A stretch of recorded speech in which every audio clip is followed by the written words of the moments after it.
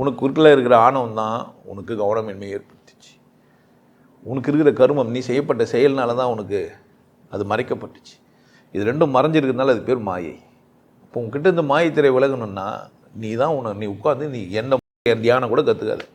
என்ன போய் விசேஷன்ட்டானே, எனக்குள்ள கடவுள் இருக்குதுன்றானே, எனக்குள்ள அது கடவுள் எப்படா இருக்குதுன்னா வெட்ட வெளின்றானே, இந்த வெட்ட வெளியை பார்க்க முடியுன்றானே, பொய் சொல்கிறானே நினை. என்ன நினை? பொய் சொல்கிறானே நினை. போராடி தான் பாரு. அது கிடைக்குதா இல்லையா, என்ன பண்ணேன்? போராடி தான் பாரு. அடைஞ்சிட்டா எப்படி இருக்கலாம்?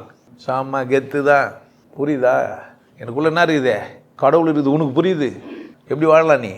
எது நீ உன்னை சாகடிக்கணும்னா உள்ளே இருக்கிற விருப்பம் இல்லாமல் ஒன்றும் பண்ண முடியாது. அதிகபட்சமாக அவனை என்ன பண்ண முடியும்? சாகடிக்க முடியும். சாகடித்தல் அப்படின்னா உடம்புலேருந்து ஒன்றை பிரிச்சிட முடியும். இன்னொரு உடம்பு கொடுக்கறதுக்கு காத்துங்கிறான் கடவுள். அதிகபட்சமாக எப்படி இருந்தாலும் என்ன தான் முடிவே? மரணத்தை நோக்கி தான் முடிவு. என்ன தான்? இந்த உடம்பு விட்டு வெளியே போத்து தான். அடைந்தால் மகாதேவி, அடையாவிட்டால் மரண தேவி, ஆகமத்தில் தேவி. புரியுது என்ன சொல்கிறேன்ட்டு? அப்போ ஏதோ ஒரு சூட்சம் அதுக்குள்ளே ஒழிச்சு வச்சுக்கிறான். கரெக்ட் தானே?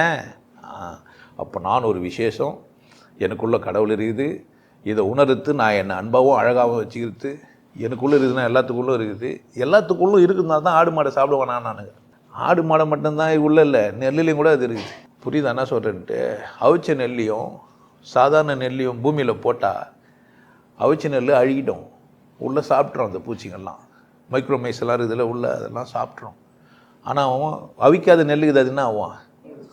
அது ஏன் பூச்சி சாப்பிடல? அது ஏன் அழுகி போல? அது ஏன் கெட்டு போல? அப்போது ஒரு உயிர் இன்னொரு உயிர் தாக்குறது இல்லை. ஒரு உயிர் என்ன தாக்குறது இல்லை. அதுங்களுக்கெல்லாம் உயிராக இருக்கிறோன்னு தெரியுது, இன்னொரு உயிரை சாப்பிடக்கூடாதுன்னு தெரியுது. அதை வாழ வைக்கிறதுக்கு தான் சாப்பிட்ணும். செத்து பொந்தை மட்டும் சாப்பிட்டுக்கலான்ட்டு.